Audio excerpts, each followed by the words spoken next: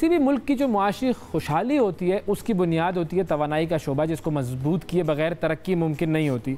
अब पाकिस्तान में आए दिन गैस, तेल और बिजली से मुताल्लिक बहरान सामने आते हैं जो न सिर्फ आम शहरियों की तकालीफ में इजाफे का बायस बनते हैं बल्कि मुल्क की जो मजमूई सनती पैदावार है उसको भी मुतासिर करते हैं और उसके बायस मुआशी तरक्की सुस्त रवी का शिकार हो जाती है। पाकिस्तान को तवानाई के हवाले से क्या मसाइल दरपेश हैं और मुस्तकबिल में ये मसाइल क्या शक्ल इख्तियार कर सकते हैं, इस हवाले से हम बात करेंगे। और साथ ही साथ हुकूमत ने जो ये फैसला किया है कि लग्जरी गाड़ियाँ, फ़ोन्स और दीगर अशिया जो हमने आप प्रोग्राम में बताई थी उनकी इंपोर्ट पर पाबंदी लगा दी है, ये एक अहम मामला है, उस पर भी गुफ्तगू करेंगे और देखेंगे कि उसका अफेक्ट क्या होगा। और फिर दूसरी जानिब साबिक वज़ीर तवानाई हम्माद अज़हर ने रूसी वज़ीर तवानाई को लिखा गया एक सरकारी ख़त ट्विटर पर चंद दिन पहले पेश किया जिस पर रूस से रियायती नरखों पर खाम तेल, डीजल और पेट्रोल दरामद करने की तजवीज़ थी। अब तहरीक इंसाफ ये दावा कर रही है कि इमरान खान ने रूस से सस्ता तेल खरीदने का मुआहदा किया था। अब इस दावे में कितनी सच्चाई है और इसका क्या अफेक्ट होगा, इस हवाले से हम बात करेंगे। माहिर मुआशियत जनाब आफ्ताब सिद्दीकी साहब हमारे साथ मौजूद हैं। अस्सलाम वालेकुम आफ्ताब साहब।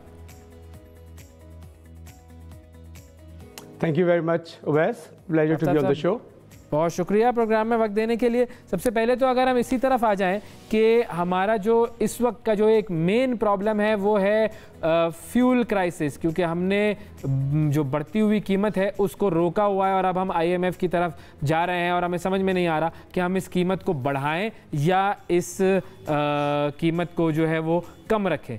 तो आपका इस हवाले से क्या ख्याल है कि हम पेट्रोल का जो फ्यूल का जो हमारा क्राइसिस है उससे कैसे डील कर सकते हैं और क्या बेस्ट तरीका हो सकता है?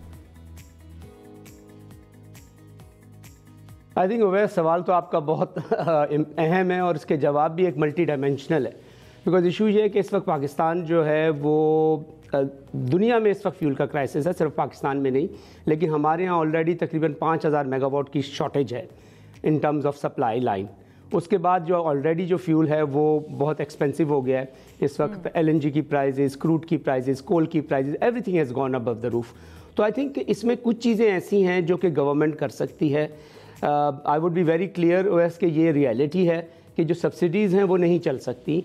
इस वक्त दुनिया में बहुत कम ममालिक ऐसे हैं जहाँ कोई सब्सिडीज़ हैं ऑयल प्रोडक्ट्स के ऊपर। तो आई थिंक हमें सोचना पड़ेगा कि उसको हम कैसे तदारुक करें और उसका बोझ कैसे आई थिंक शेयर करें। I think it's a very important thing. Secondly I think मैं ये सब भी समझता हूँ कि जहाँ तक के मामलात हैं कि हम महंगा फ्यूल इंपोर्ट करके महंगी बिजली बनाएं, वो एक इशू है, लेकिन वैसा हमें ये भी सोचना पड़ेगा कि एज अ कौम हमारा रवैया एनर्जी के यूजेज में क्या है। बिकॉज इसका एक मल्टी डायमेंशनल हल ही हो सकता है, अकेली गवर्नमेंट इसका कुछ नहीं कर सकती बेसिकली।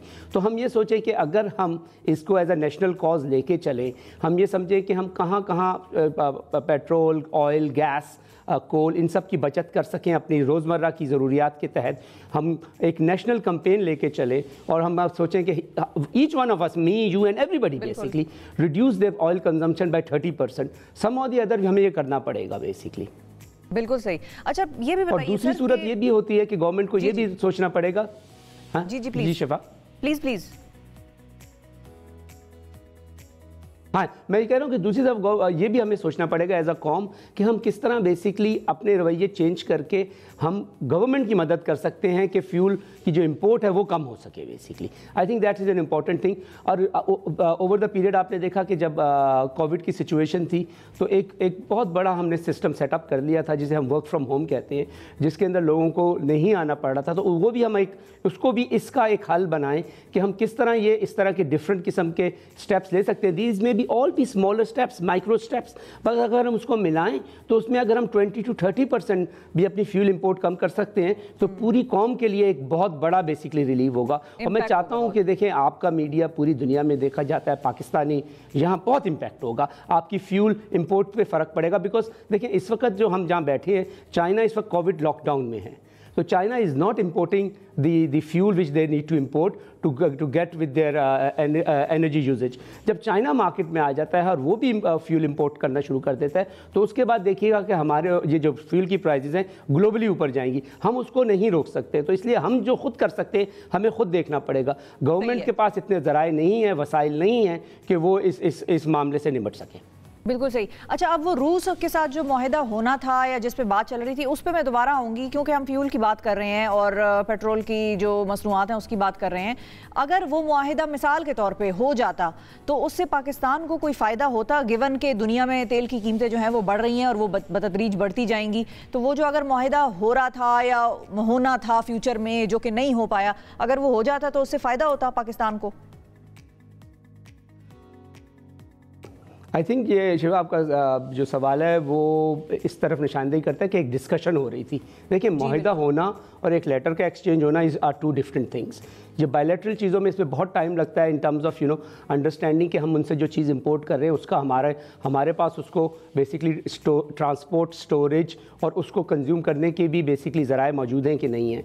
जहाँ तक रूसी पेट्रोल का ताल्लुक है, उसकी जो बेसिकली कंपोजिशन है वो थोड़ी सी डिफरेंट है दैन जो हमारे यहाँ पे रिफाइनरी की कैपेबिलिटीज़ हैं। तो उसके अंदर हमें कुछ बेसिकली ये सोचना होगा कि जो रशियन ऑयल है वो फ़ौरन तो शायद यूज़ ना हो सका, लेकिन यहाँ मैं ये गुजारिश करता चलूँ कि रशियन जो कोल है that could be on a subsidized or a lower price can help us elevate ये इस वक्त जो पेमेंट क्राइसिस हमें आया हुआ है, बिकॉज कि रशियन कोल इस वक्त इंडिया भी यूज़ कर रहे हैं और इस वक्त इंडिया के अंदर उन्होंने अपने तमाम कोल पावर जनरेशन खोल दिए हैं, बिकॉज वो भी इसी तरह का क्राइसिस फेस कर रहे हैं जो हम फेस कर रहे हैं। और वहाँ भी इस वक्त बेसिकली जब पूरा साउथ एशिया इस वक्त जो है उसमें टेम्परेचर की एक हीट वेव आई हुई है जिससे कि बेसिकली बिजली की जो रिक्वायरमेंट है वो बढ़ गई है। तो इसलिए आई थिंक कि रशियन को अगर आप ऑयल को या क्रूड को एक तरफ कर दें, उसके अलावा आप बाकी चीज़ें उनसे इंपोर्ट करें, तो I think that wood gas, coal, ये हमें बेसिकली डेफिनेटली हमारे लिए बेहतर होगा और वो माहिदा अगर आगे चलता हो जाता तो बहुत अच्छा होता। सर ये बताइएगा कि अब जो हुकूमत ने ये एक इकदाम उठाया है कि जिसमें लग्जरी आइटम्स की इंपोर्ट को रोक दिया है और अब हम कोई चीज़ इंपोर्ट नहीं कर सकेंगे जो कि लग्जरी आइटम्स की डेफिनेशन में आती हैं, उसका इम्पैक्ट क्या होगा हमारी इकॉनमी पर? आई थिंक उसमें वैसे देखें जो लग्जरी आइटम्स की जो लिस्ट आई है ये आपने भी देखी, हमने भी देखी, उस पर हमने थोड़ा रिसर्च भी किया। आई थिंक वो जो आइटम्स हैं ना उनमें कई एक आइटम ऐसे हैं वैसे कि at this moment of time these items are not being directly imported in Pakistan. Even some of them go into a transitory trade. वो जाते हैं यहाँ से अफगानिस्तान और वहाँ से स्मगल होकर पाकिस्तानी मार्केट्स में आ जाते हैं। अच्छा। तो वो उसका मेरा ख्याल है कि जो इंपोर्ट बिल है उसके ऊपर डायरेक्टली इतना इम्पैक्ट नहीं है। और ये सारे आइटम आपको पता है प्रीवियसली भी अनऑफिशियल ज़राए से पाकिस्तान आ रहे थे। जो इशू है ना वो इशू है सबसे बड़ा बेसिकली वो है कि आपकी जो CKD कार है कम्प्लीटली नॉकडाउन यूनिट जो हम इंपोर्ट करते हैं गाड़ियों को और वो यहाँ पे हम बेसिकली उसको असेंबल करते हैं, that's a big import bill. I think for temporary for at least for 6, 7, 8 months हमें ये सोचना चाहिए कि हमें ये कड़वा घूंट पीना पड़ेगा और हम उसको रोकें बेसिकली। और देखिए government needs to stand by its word. कल उन्होंने रात को ये अनाउंस किया और आज उन्होंने उसको रिवर्स कर दिया। I think that does not give a right message कि government is in control of what is happening on the ground. Because आपने जब ये एक पॉलिसी अनाउंस किया तो not even within 24 hours जो मेजर कंपोनेंट है वो आपने रिवर्स कर दिए। तो that does not make sense, that does not give confidence to people on the street basically कि गवर्नमेंट जो काम कर रही है they understand and they take policies and once they take the policy they stick to it. ये एक बहुत ख़राब मैसेज गया है। अब देखिए CKD का जहाँ तक मामला है उसमें गाड़ियाँ या इंपोर्ट होती हैं, उसके अंदर एक कॉन्सेप्ट है कि आप वो गाड़ियों के over a period of time आप पाकिस्तानी मसनूआत से उनकी जो इंपोर्टेड चीज़ें उनको रिप्लेस करें। और हमारे यहाँ एक अरसे से गाड़ियाँ बन रही हैं और उसके बावजूद वो जो इंपोर्ट है वो कम नहीं हो पा रही और जो पाकिस्तानी मसनूआत है उन गाड़ियों के हवाले से हमारा जो शायद आई थिंक 1960 में शायद ये डिलेशन प्रोग्राम था जो कि आज तक इम्प्लीमेंट हम कम्प्लीटली कर ही ना सके हैं इसको। तो अच्छा, अब ये जो हमने एक इम्पोर्ट्स को रोकने के लिए एक मैकेनिज्म एक दिया जिसको आप कह रहे हैं कि वो वापस भी ले लिया, लेकिन वो उसकी मिकदार कितनी है हमारे इंपोर्ट बिल में? असल तो हमारा जो है वो ऑयल, गैस और वो ये जो सारे इस तरह की चीज़ें हम फ्यूल जो पेट्रोल इंपोर्ट करते हैं वो है, तो इसकी कंपोजिशन कितने फीसद होगी? अगर आप ये सारी चीज़ों को देख लें, देखिए CKD उस तरह से निकल गया जो सबसे बड़ा था।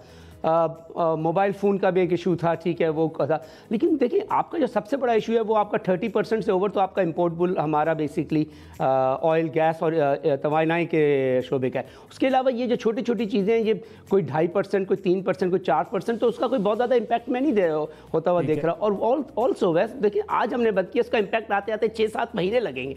We need immediate relief and government has to come out clearly, be honest with the people और कहें कि जी हमें एक हमें एक कौम बन के इस चीज़ से निमटना है, ये एक अकेली गवर्नमेंट का काम नहीं है।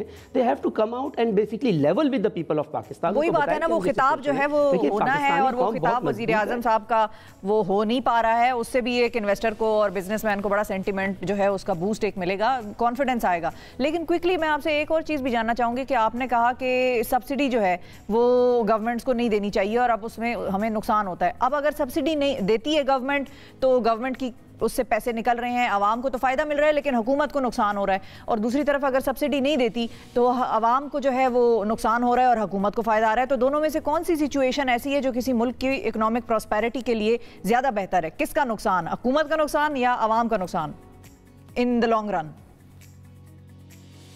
शिफा, मैं यहाँ पे एक बात मैं कहता चलूँ कि हुकूमत और अवाम एक हैं बेसिकली। अगर पाकिस्तान का नुकसान है तो हम सबका नुकसान है। देखिए, पाकिस्तानी बजटरी बैलेंस नहीं है, अगर बजट बैलेंस नहीं है, हमारा पेमेंट ऑफ हमारा नहीं है, बैलेंस ऑफ पेमेंट हमारा मुतासर हो रहा है, तो ये हम सबका नुकसान है। हम शायद ये समझते हैं कि आज हमने पेट्रोल सस्ता ले लिया तो हम एज एन इंडिविजुअल हम बेहतर रहे, नहीं, ऐसी बात नहीं है बेसिकली। आई थिंक कि जब आपको देखें, आज अगर डॉलर की कीमत ऊपर जाती है तो सारा पाकिस्तान परेशान है। तो ये आई थिंक पाकिस्तान और उसकी आवाम को साथ मिलकर ये फैसला करना पड़ेगा। ये कड़वा फैसला है लेकिन इसके अलावा I think we can't get out of it, और आगे आने वाले 8-10 महीने में और डिफ़िकल्ट देख रहा हूँ।